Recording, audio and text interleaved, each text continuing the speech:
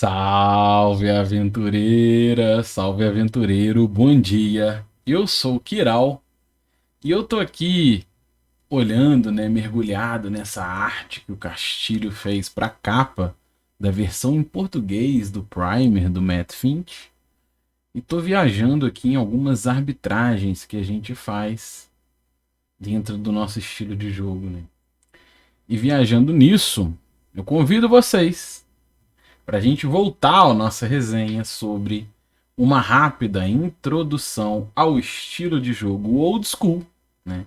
Que é a tradução do Café com Dungeon, do pessoal do Café com Dungeon, do podcast, que vem do A Quick Primer for Old School Gaming, que é o primer do Matt Finch. O Finch lançou isso em 2008, lá na década dos anos 2000, né, na segunda metade dos anos 2000, para ajudar a amadurecer a jogabilidade do Swords and Wizardry, do D&D original e do estilo de jogo que ele prega dentro da sua proposta. Beleza, a gente já fez no primeiro vídeo, na nossa primeira resenha, um bate-papo, uma reflexão, um destrinchar, né, um mastigar da introdução e dos conceitos gerais do primeiro momento Zen. E a gente está usando como suporte a versão em português e gratuita, que foi traduzida pelo Café com Dungeon, né? Ilustrada, diagramada, ficou bem bonito, ficou mais bonito que o original em inglês, né? Bem mais bonito. Beleza, vamos lá.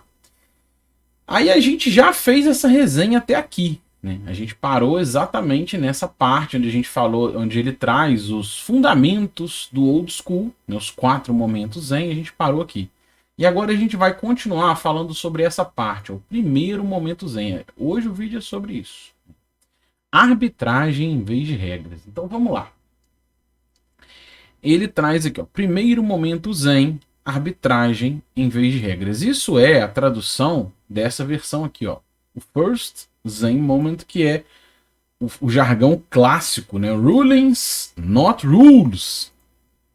Isso aqui ele se expandiu muito para esse alicerce dessa jogabilidade, desse estilo, né? É muito comum se falar em rulings. Fazer um ruling, o que é fazer um ruling, né?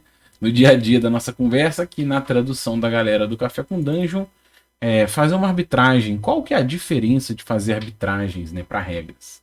Então vamos começar a ler aqui, depois a gente vai fazer um papo sobre isso, ó. Vamos começar a ler o material.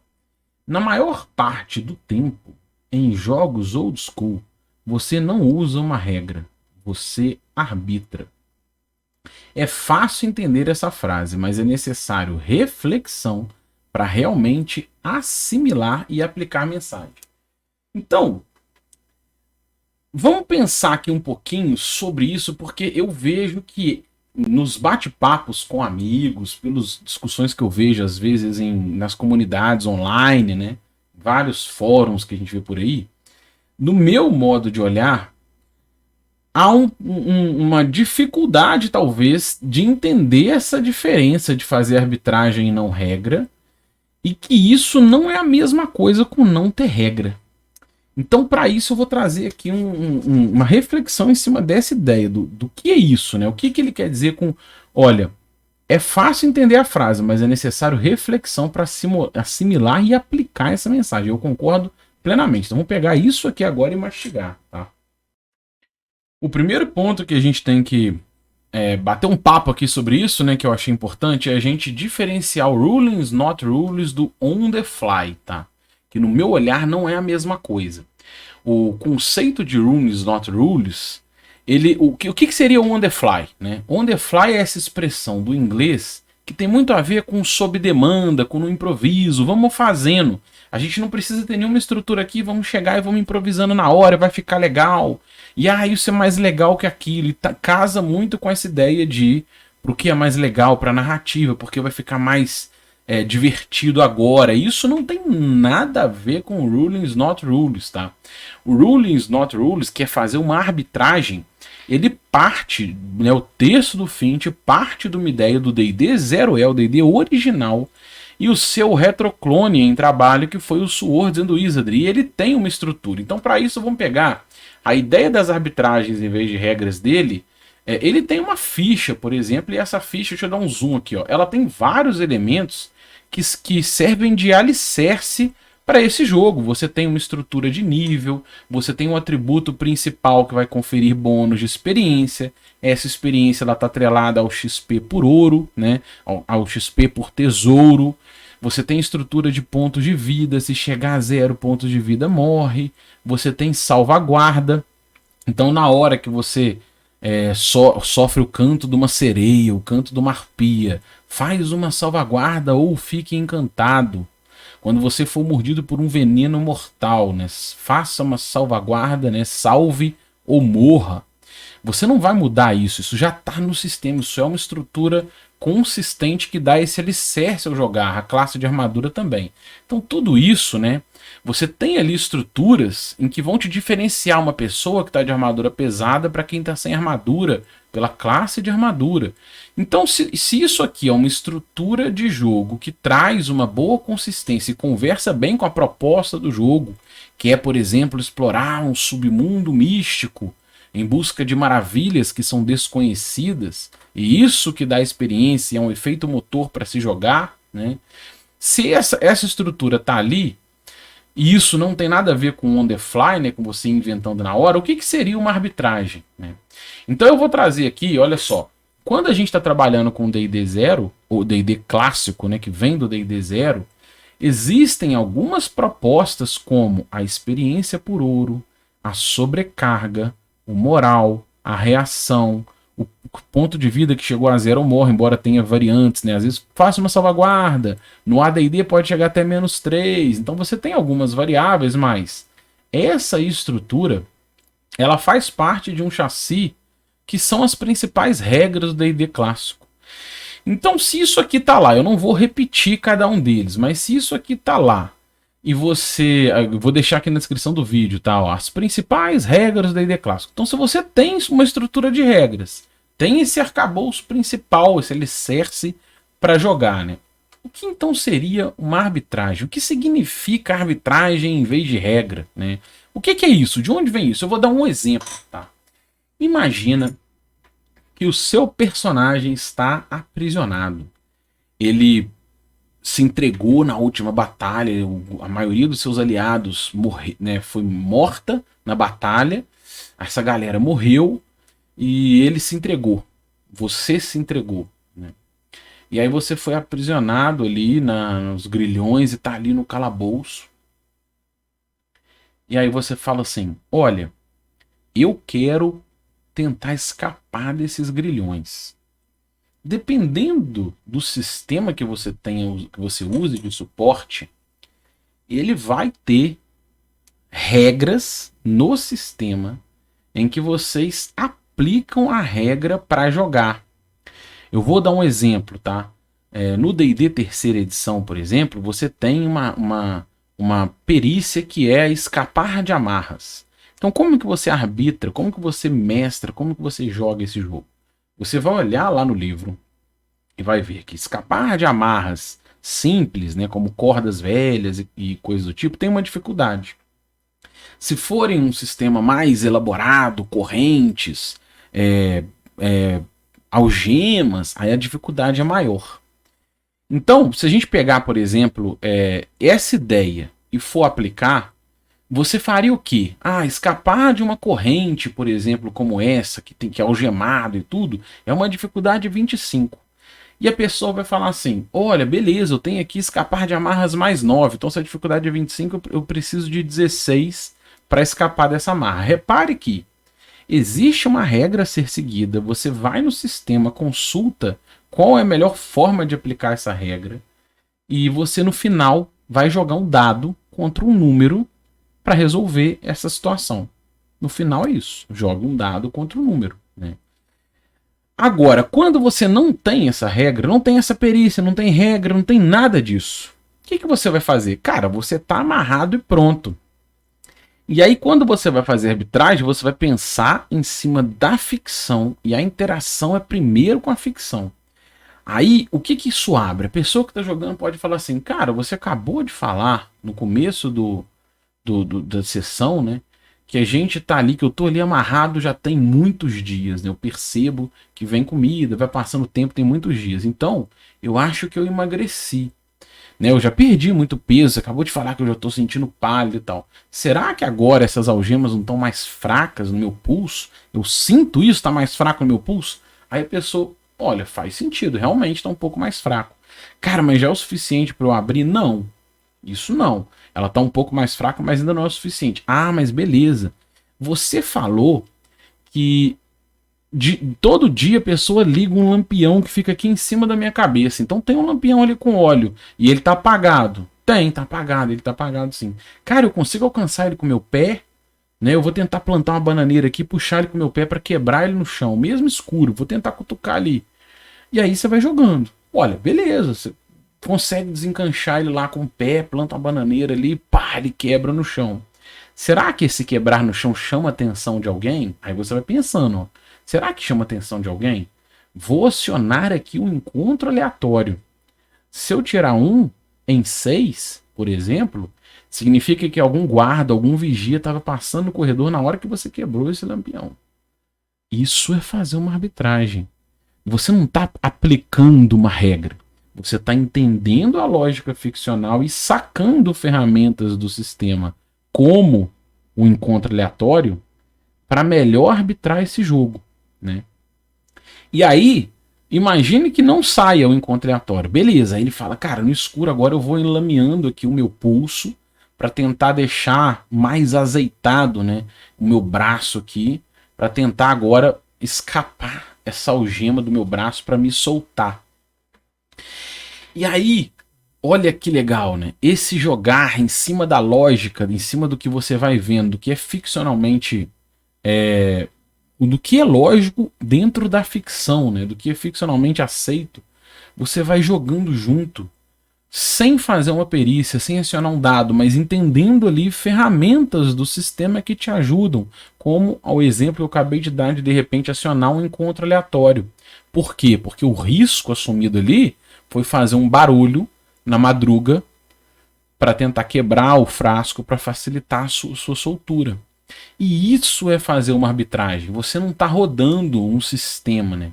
É diferente, quanto mais regras você vai acumulando em cima do seu sistema, você vai tendo menos espaço para essas negociações e esses pensamentos que vão trazer a julgamentos diferentes, né? A arbitragens, que é interpretar ali o que está sendo construído na ficção.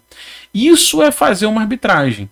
Isso é a ideia do rulings, é o ruling. Ruling aqui foi o quê? Foi um encontro, uma possibilidade do encontro aleatório, né? E essa negociação em cima do óleo, eu tô ficando magro porque eu perdi, passou muito tempo, eu tô comendo mal, né? Então talvez eu afrouxou meu pulso. Isso abre um leque para você ir fazendo rulings, né? É o tal do ruling, é a arbitragem. É você ir pensando e julgando o jogo. Imagina que esse cara escapa depois, né? E aí a pessoa consegue escapar ali e tenta e vai navegando por dentro do castelo. E aí você vai fazendo rulings, né? Já a regra é quando você traz alguma coisa muito sólida, muito rígida para arbitrar isso por você, que é o caso da escapar de amarras.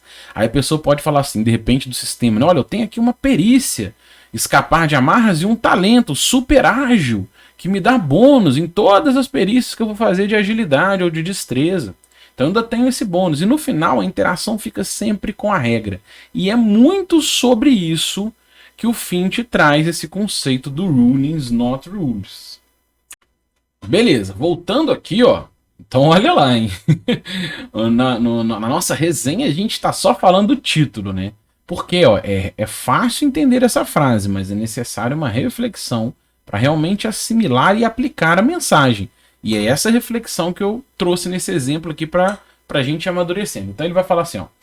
Os jogadores podem descrever qualquer ação sem olhar para a ficha do personagem, como no exemplo que a gente deu aqui agora, a fim de verificar se podem desempenhá-lo. O mestre, por conseguinte, se utiliza do senso comum para decidir o que acontece ou rola um dado, se julga que é um elemento randômico envolvido. Daí o jogo continua. Então repara que no exemplo que eu acabei de dar, isso aqui está sendo aplicado. Ó. Repara isso.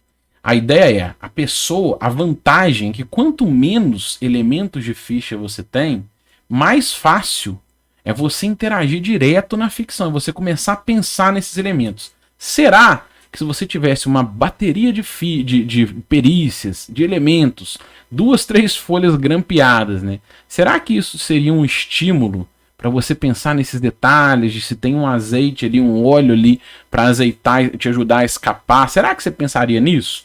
Poderia pensar, né? Não significa que há impeditivos, mas é que esses elementos mais diegéticos, eles normalmente são estimulados quando você tem uma estrutura mais livre, né, de jogar. Beleza.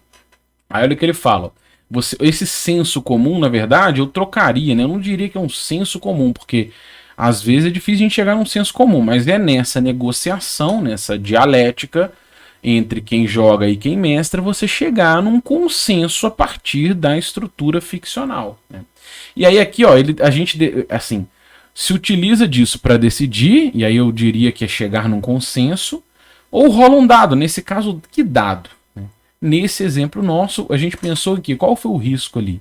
Na hora que se quebrou o lampião, né, para pegar o óleo que estava embaixo, a ideia é que o barulho poderia acionar um encontro aleatório. De repente o guarda poderia ouvir. E aí você vai pensar na sua ficção, olha, se o cara tá preso e fica alguém parado do lado da porta dele, a chance dele ouvir é muito alta. Então não vou fazer uma chance em 6, eu vou fazer 3 chances em 6, por exemplo, dele ter ouvido o barulho, se incomodado com isso e veio ver o que estava acontecendo, né? E você vai pensar, não fica ninguém parado ali em frente à porta, né? De vez em quando passa um guarda ou outro nesse corredor, então é uma chance em 6, por exemplo, né? Isso aí você vai pensar em cima do que faz sentido ali da estrutura. Beleza, vamos continuar. É por isso que personagens nos jogos antigos têm tão poucos números em suas fichas e poucas habilidades específicas. Muitas das coisas que são desafios de rolagem de dado em jogos modernos, como por exemplo desarmar armadilhas, são resolvidos com observação, ponderação e experimentação. Como o exemplo que a gente acabou de dar. Superar obstáculos pede uma postura mais meticulosa que os jogadores provavelmente estão acostumados. As regras são ferramentas para o mestre, não para os jogadores, o que devem ficar atentos às descrições e utilizá-las como seus principais instrumentos e recursos.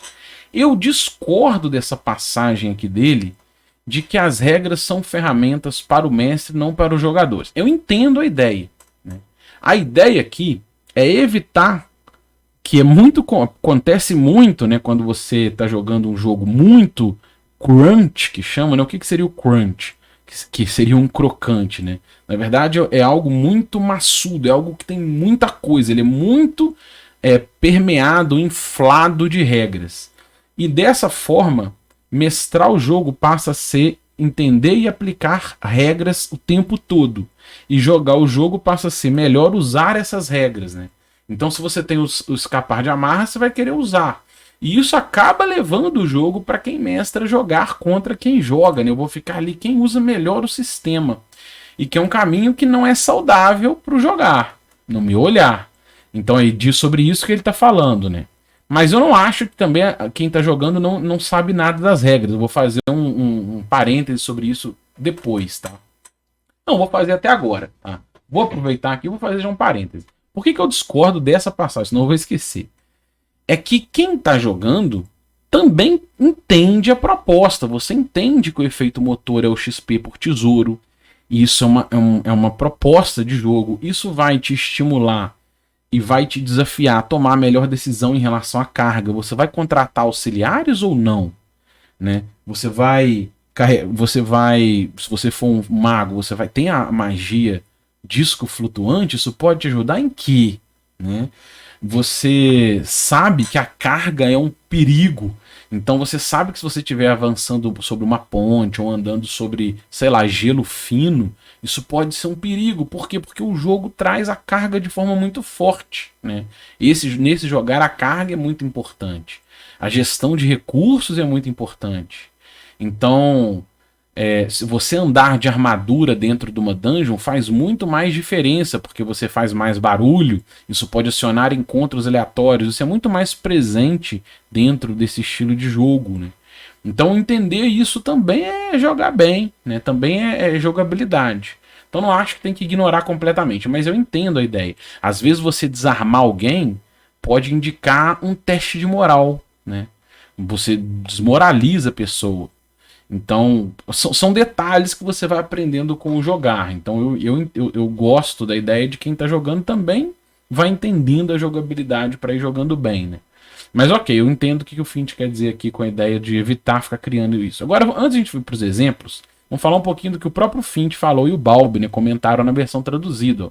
Esse comentário do Fint, ele não tem no original, né, nem o do Balbi. Ele vem de uma entrevista que foi feita lá no Café com Dungeon, na hora de construir esse material. Eles entrevistaram o Fint, tem isso lá no podcast. Então vamos lá. Ele fala o quê, ó? O mestre de estilos modernos, nos exemplos deste manual, é um cara bem chato a respeito de trazer sabor para o jogo. Isso não é feito para fazer o estilo moderno de jogar parecer ruim, né? Não foi o objetivo dele. Assumimos que a maioria das pessoas lendo isso aqui joga no estilo moderno constantemente e sabe que eles não são tão chatos assim. Eu fiz isso para grifar quando e como as regras são utilizadas nos jogos mais atuais, em contraste a quando e como não são usadas nos jogos old school. Então o que o Fint quer dizer aqui? Ele realmente caricatura muito em alguns exemplos, mas isso é para ficar mais didático, é para mostrar contraste, né? E não para parecer que a pessoa é chata. Isso que ele quer dizer. E aí o Balbi comenta uma coisa que é muito legal. Olha o que ele fala aqui, ó. Este manual não descreve uma idealização de um jeito antigo e perfeito de jogar. A sua intenção é apresentar a jogadores modernos o que talvez seja a melhor forma de aproveitar os jogos dos primórdios do hobby, utilizando exemplos antigos de jogo. Isso aqui é muito importante. Não porque foi o que eu falei lá no começo, né? O que é o estilo old school quando eu dei o exemplo do livro do mestre.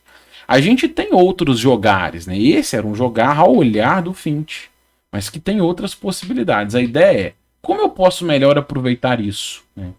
E é daí que sai essa ideia dessa cartilha, né? Desse manual que o Fint faz.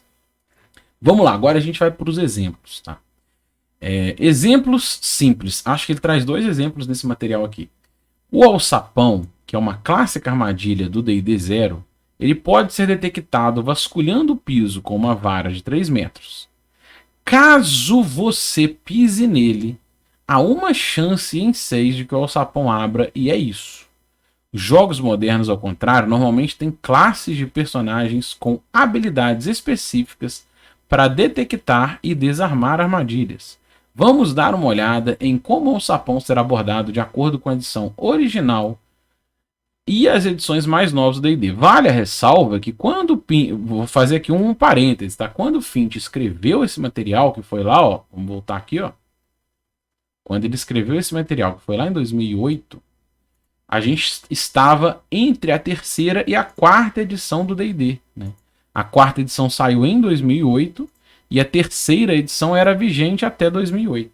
Então o paralelo dele é mais próximo desse, mas que não difere muito da 5ª, tá? Tem muito, a 5ª edição é uma jogabilidade, apesar dela ser melhor do que a 4ª e a 3ª, mas é o mesma estrutura de jogabilidade sustentada em cima da mecânica central, que é o teste de atributo. Vamos lá.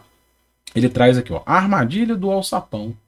No estilo moderno, ele está querendo dizer no D&D da era Hasbro, né? 3ª edição para frente. Mestre de jogo, um corredor de... Ele anuncia, né? Ele ou ela, pessoa que está mestrando, vai anunciar. Um corredor de 3 metros de largura segue em direção ao norte, mergulhando na escuridão. Aí o ladino João, vou procurar por armadilhas. Aí ele fala, qual é o seu número alvo para a rolagem? Ele fala 15. O que ele quer dizer aqui? É que, na verdade, ele precisaria de 15 ou mais para detectar armadilha. Né? O mestre pergunta, quanto que você precisa? Eu preciso de 15.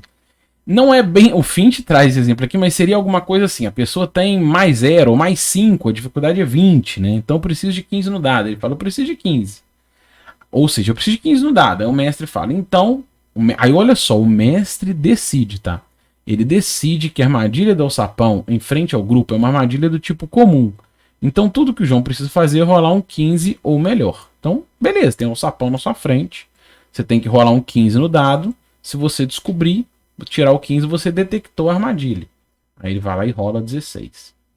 Aí o mestre fala: vasculhando à sua frente, você encontra uma fenda no piso que parece uma armadilha de alçapão. Consigo desarmar? Qual é o seu número-alvo? Ou seja, quanto você precisa? Ele fala 12. Rolei um 14. Ok, movendo-se cuidadosamente, você consegue arrebentar o mecanismo do alçapão, que não se abrirá mais. Continua o caminho até então. Olha aqui que o Carlos Silva comenta sobre isso, tá?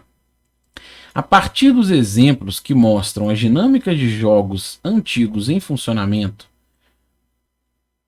podemos constatar que eles priorizam uma visão mais lúdica do jogo.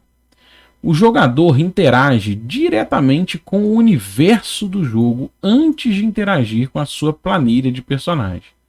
O universo descrito pelo mestre do jogo é o principal playground onde o jogador do old school busca as respostas para a solução ao desafio proposto. Na maioria das vezes é inútil buscar em sua planilha a melhor maneira para resolver o desafio. O que ele quer dizer aqui? Tá? Olha como é que isso tem muito a ver com o que a gente defende, aborda, explora e amadurece aqui no canal. É óbvio que esse exemplo aqui está muito caricaturado, né? Dá para você colorir um pouquinho mais, escrever um pouquinho mais, e cada um vai fazer de um jeito. Mas a ideia é que no final das contas, quem está mestrando vai definir uma dificuldade, isso é muito comum nas aventuras da quinta edição, né? E acontecia na quarta e na terceira, o exemplo dele é da terceira. Você vai definir uma dificuldade, a pessoa sabe o bônus que ela tem e quanto que ela tem que resolver nessa dificuldade. Então, quem está jogando, para ser um bom detector de armadilhas, ele vai buscar melhorar a sua ficha. Ele vai buscar melhorar a sua perícia, a sua percepção, como melhorar a habilidade. Vou construir um personagem com sabedoria alta na quinta edição, né? Na terceira, quando você sobe de nível, todo nível você ganha pontos para distribuir. Então eu vou distribuir mais pontos nisso, para eu ser um cara que detecta e desarma melhor armadilhas. Então você interage na engrenagem do jogo, né? Que vem da ideia do System Mastery. Agora olha o exemplo que ele dá do clássico. Tá? Armadilha do alçapão. Opa, marquei demais aqui. No estilo clássico. O mestre fala assim, a pessoa que está mestrando continua, né, ele repete, ó, um corredor de 3 metros de largura segue em direção ao norte, mergulhando na escuridão. Esses 3 metros de largura, né, se a gente for lá no original, isso aqui é legal, vou fazer um parêntese aqui, vamos lá no original. Eles são 10 pés, tá? O que eu acho legal, a ideia de 10 pés? Todo mundo vai ficar falando que você é imperial, tá sendo subjugado pelo imperialismo, ó, um corredor de 10 pés, tá vendo? Por que eu acho legal? Porque 10 pés no old school é um quadrado, né? E aí você faz a conta rápida para você que está mestrando. Você vai olhar um corredor, se o corredor tem 10 quadrados, são 100 pés. Você faz a conta em cima do múltiplo de 10, né? Então um lampião, por exemplo, que ilumina 3 quadrados, né, ele ilumina 30 pés e faz uma penumbra do dobro disso. Então você consegue enxergar sombreado até 60 pés, né, nos 30 primeiros iluminado. Se o corredor tem 60 pés, você vai olhar lá e vai ver 6 quadrados no mapa e vai descrever para a pessoa que ela está enxergando tudo. Porque você está fazendo contas em múltiplos de 6, né? Tudo bem, você pode fazer em múltiplos de 3. Ah, eu vou fazer em quadrado, tem 6 quadrados, cada quadrado tem 3 metros, dando o mesmo. 6 vezes 3, 18, então um corredor de 18 metros. Pode, mas você fica fazendo múltiplos de 3. Eu acho mais fácil fazer múltiplos de 10. Então, para mim é mais, hoje em dia eu tenho achado mais fácil trabalhar com esses, mas beleza, isso aqui foi só um parênteses, nada a ver com com a nossa resenha, mas vamos lá. Volta aqui, ó. Aí ele fala, avançamos cutucando o piso com a vara de 3 metros. Repare que aqui ele já está interessado em usar um bastão de exploração, enquanto aqui nem teve isso. E isso é comum, faz a reflexão em quantas vezes você que já jogou terceira, quarta, quinta edição ou análogos modernos do D&D, né? Quantas vezes você já usou a vara de exploração para ir cutucando um corredor, né? Aí olha que legal. Isso aqui me lembrou até o The Gamers, nesse tipo de coisa. O mestre que está prestes a dizer que o bastão localiza e ativa a abertura da armadilha do alçapão quando ele se lembra de algo. Espere! você não tem mais essa vara de 3 metros. Você alimentou o ídolo de pedra com ela. Né? E aí ele coloca entre parênteses, ó, se o grupo ainda tivesse o item, João poderia ter detectado automaticamente. Olha aqui, vamos voltar lá no inglês para você ver como é o inglês que é igual. Ó.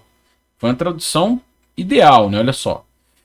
Quando o mestre estava próximo, quem está mestrando estava próximo a falar que o bastão ia ser o suficiente para detectar a armadilha. Aí ele fala igualzinho, você alimentou o ídolo, acabou de alimentar o ídolo. Aí olha que ele fala em parênteses, ó, se o grupo ainda tivesse essa vara de exploração, o John teria detectado a armadilha automaticamente. Deixa eu falar um pouquinho sobre isso.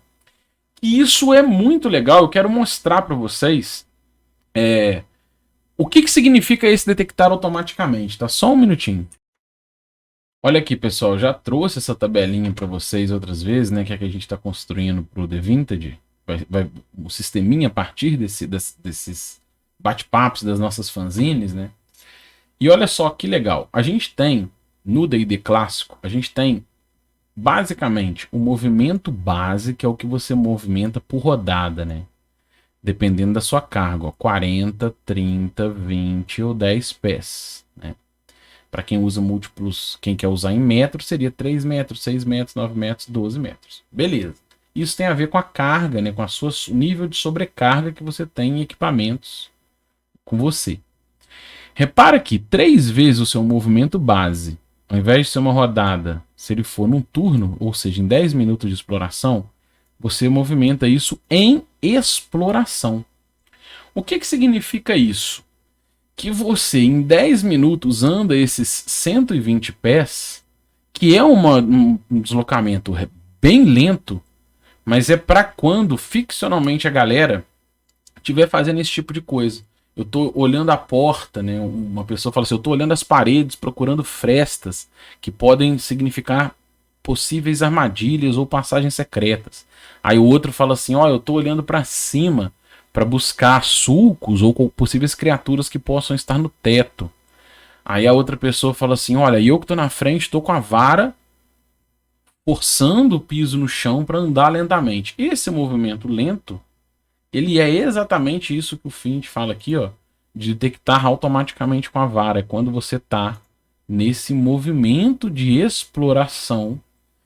E aí nele você não tem que fazer teste, é por isso que é legal, né? Não tem perícia, detectar armadilha, não tem nada disso. É o tempo que é o custo, né? Você andar muito lento, porque você tá ficcionalmente, você está ativando o gatilho automático de possíveis alçapões. Ou se tiver uma corda lá na frente, né, de armadilha, você vai apertar ela com a vara, né? E aí a potencial armadilha vai ser acionada, o alçapão pode abrir, ou você pode sentir a diferença do alçapão por causa desse movimento. Né? Então é isso que ele está querendo dizer aqui, isso é legal, beleza. Mas aí ele fala assim, eu não alimentei o ídolo comeu ela quando eu cutuquei com a cabeça, né? Aí, quando eu cutuquei a cabeça dele, aí ele fala, de toda forma você não tem o bastão. Você segue pelo corredor? Aí o João Ladrão falou assim, não, eu estou desconfiado. Eu consigo ver alguma rachadura no chão? Aí, de repente, formando um quadrado, alguma coisa assim. Olha o que ele fala aqui, ó. Olha que legal, né? Isso aqui é arbitragem, ó. Olha o que é arbitragem. A pessoa tá sem a vara. Então você sabe, né, pra você que, se a pessoa tá ali andando lentamente, cutucando com a vara, ela ia sentir o bastão na frente, mas ela não tá. Será que ele poderia ver? Aí você vai pensar na ficção, fica viajando. Isso é muito comum, né? Você tá mestrando, você viaja ali, se colocando ali no lugar. Você fala assim, a armadilha está bem na frente dele, mas está muito escuro. Aí você fica questionando, olha, ele poderia detectar? Poderia, mas está muito escuro. Então você fala assim, você resolve, né? Você assume, não vou entregar porque está muito escuro, o chão tem um monte de rachadura, não é fácil. Então você fala, não, como o chão está todo rachado, não. Você não veria uma armadilha de alçapão. Aí olha o que ele fala aqui, olha a observação. Um mestre ou mestra diferente poderia decidir simplesmente que o João vê armadilha, porque ele está procurando o lugar certo e na coisa certa. E tá tudo bem. Né? Isso também é uma outra coisa muito importante sobre arbitragens. Pessoas diferentes, grupos diferentes vão chegar nessa construção de forma diferente se tá tudo certo. Você não tem um modelo formatado ou enlatado para jogar. Né? É sobre esse tipo de coisa. Você pode fazer uma arbitragem ali com um pouco de o maior ou menor rigor, e isso é muito pessoal, porque você não está usando números contra, né, dados contra números, né, bônus contra dificuldades fixas. Você está fazendo uma construção dentro do que é lógico. E tem gente que pode ser mais ou menos rigoroso.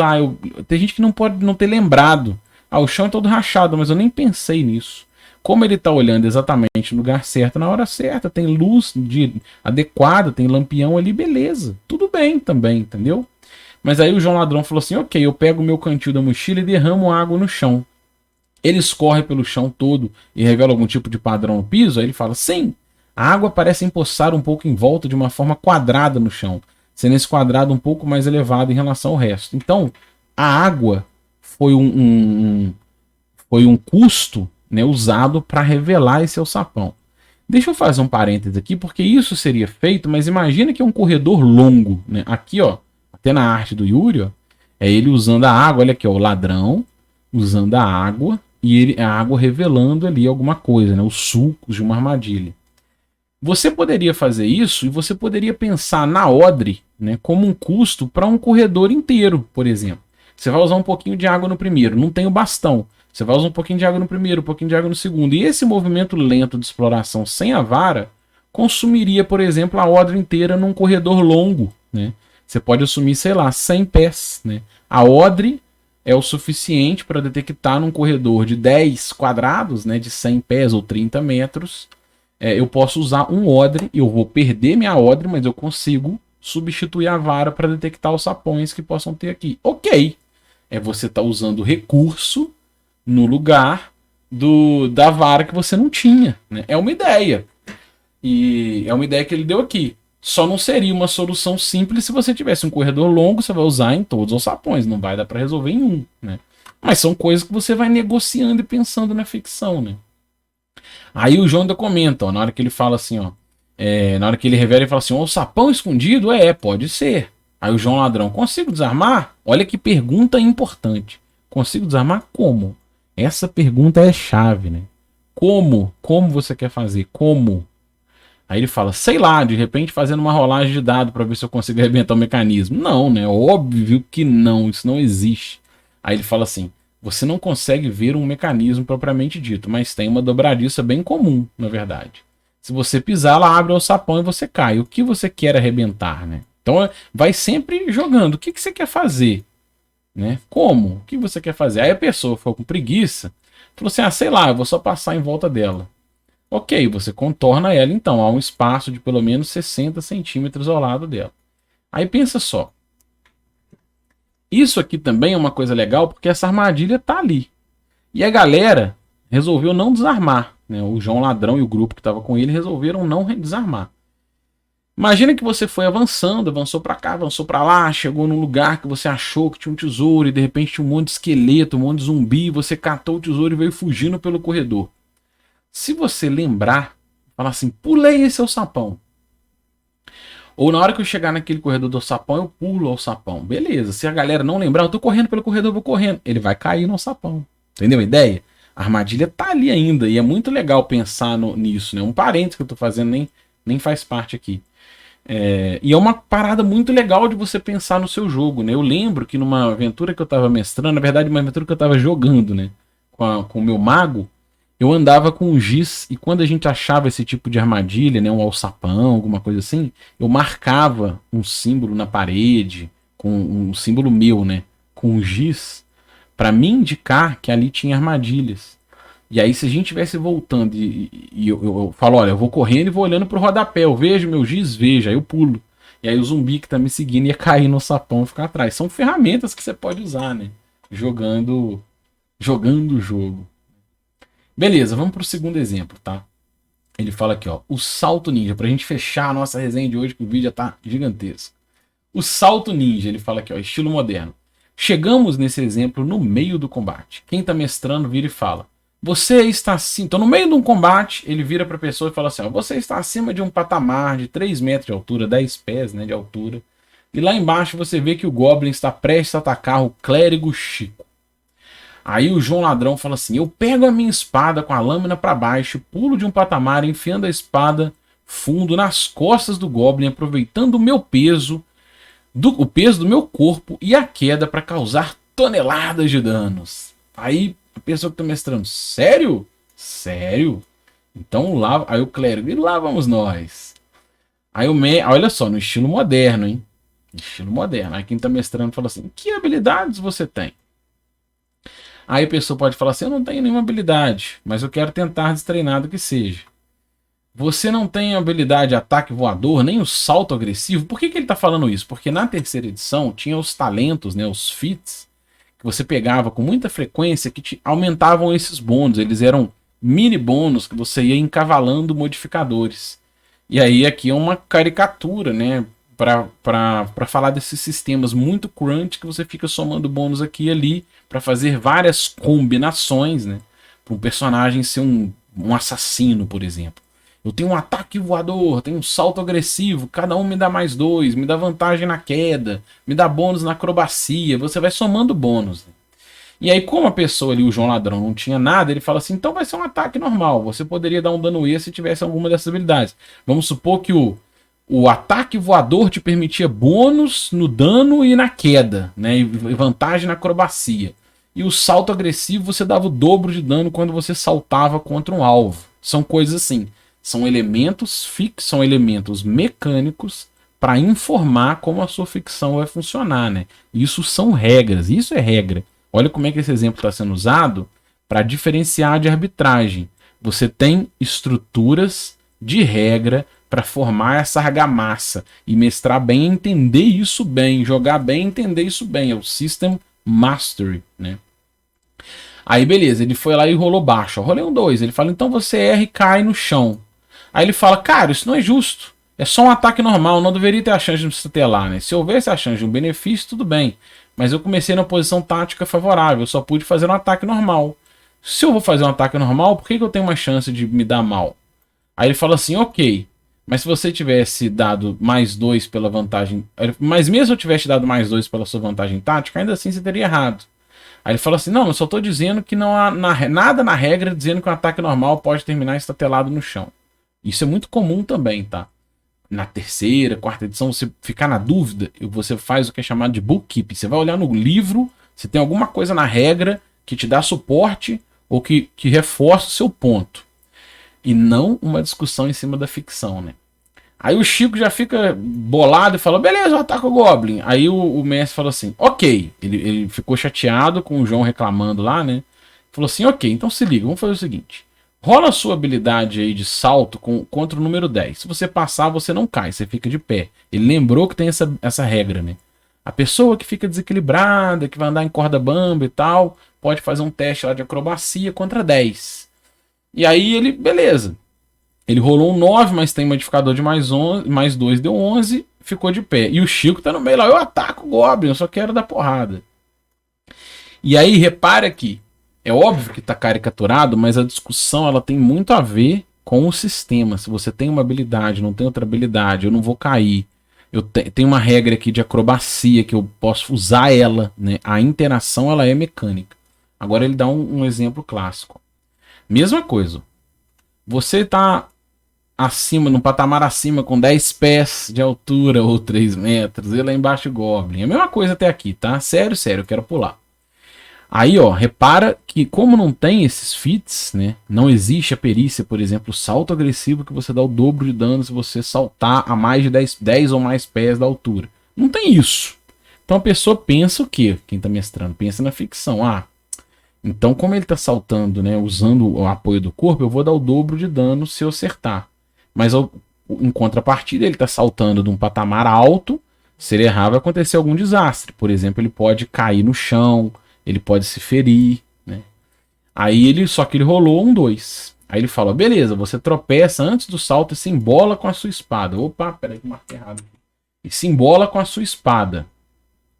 Você derrubou o Goblin no chão, mas também caiu sem equilíbrio. Os dois ficam estatelados. Então repara aqui. A ideia de pularem por cima e cair no Goblin já foi o suficiente para derrubar ele e o Goblin no chão, mas ele não conseguiu fincar a espada no salto, ele acabou errando e a espada acabou fincando na própria perna. Aí ele fala, além disso, você tem a chance de se ferir com a lâmina. Rola um ataque. Ele rolei 15, ou seja, ele se feriu.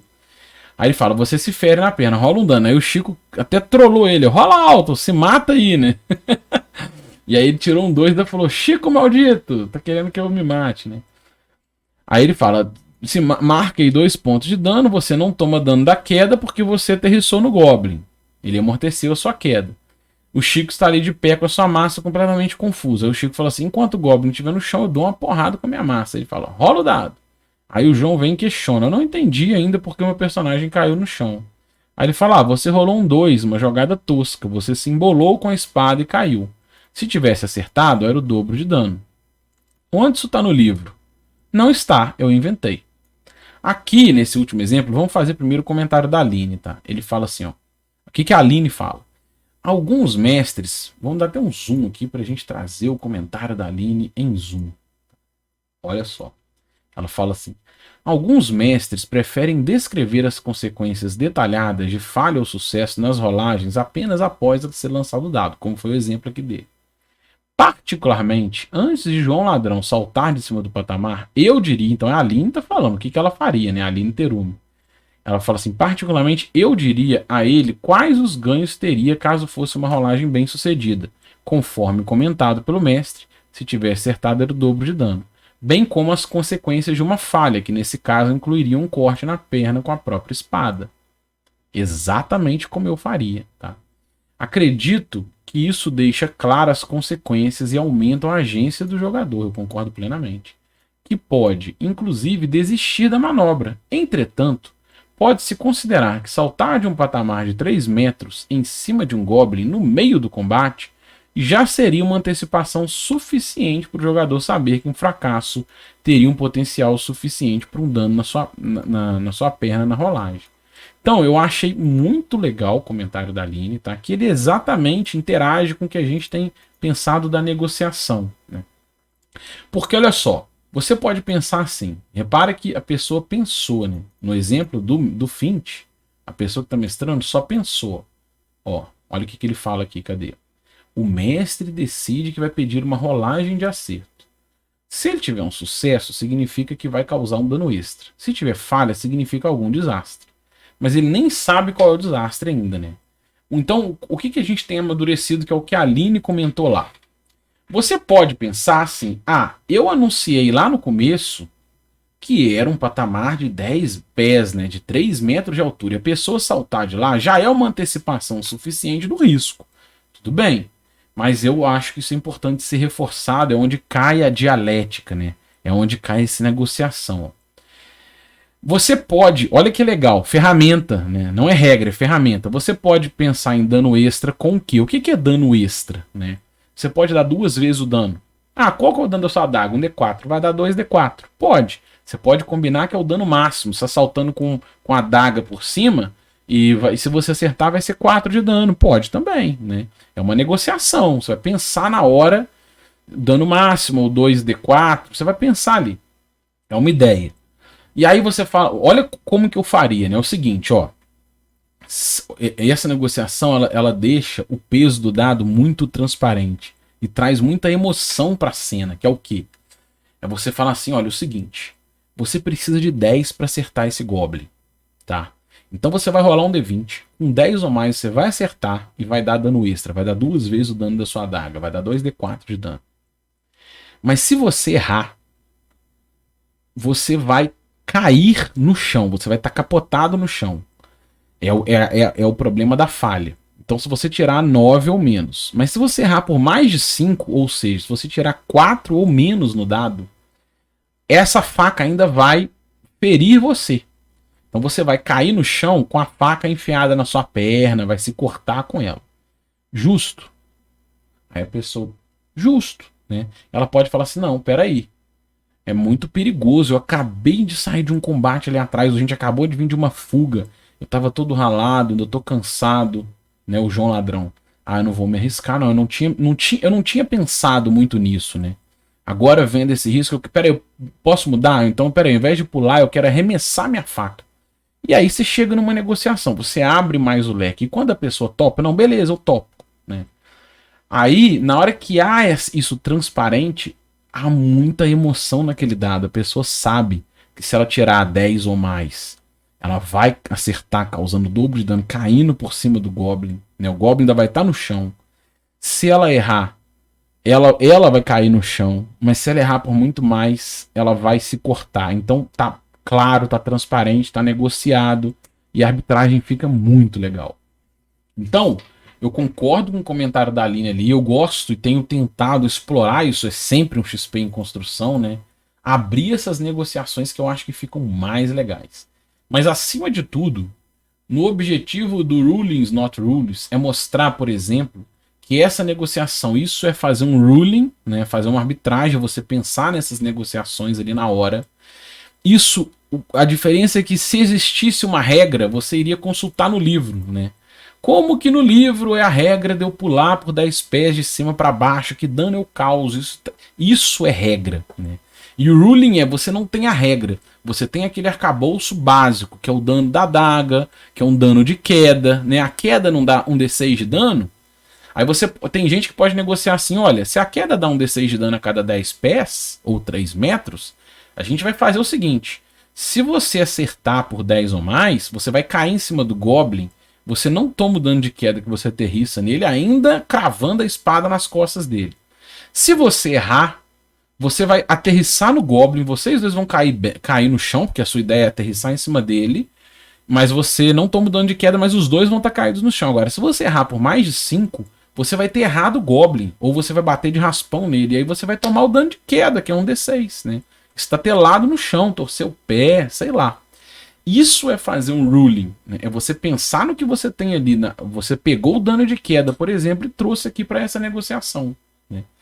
É como o outro exemplo anterior, né? O exemplo aqui anterior, a ideia de você ir negociando como ele vai descobrir o alçapão, né? Você tem a ideia do movimento de exploração, detecta automático ou não, tá sem a vara de 3 metros, nesse exemplo aqui. E aí a pessoa teve a ideia de usar água. Como é que você vai fazer com a água? Então vamos negociar. De repente você vai gastar a água inteira, a ordem inteira, para varrer esse corredor, fazer uma triagem ali. E isso é o que esse capítulo está abordando, né? Que você tem uma estrutura do jogar, tem esse alicerce, e a partir dele você vai construindo o seu jogo com o suporte do que na sua ficção é lógico, né? Sempre abrindo para negociações. E é isso. A gente fecha agora esse primeiro momento zen. E se você gostou, se inscreva no canal, deixe um joinha, compartilhe e, acima de tudo, comente, porque o grande objetivo do canal é trocar XP. Um abraço e até o próximo vídeo.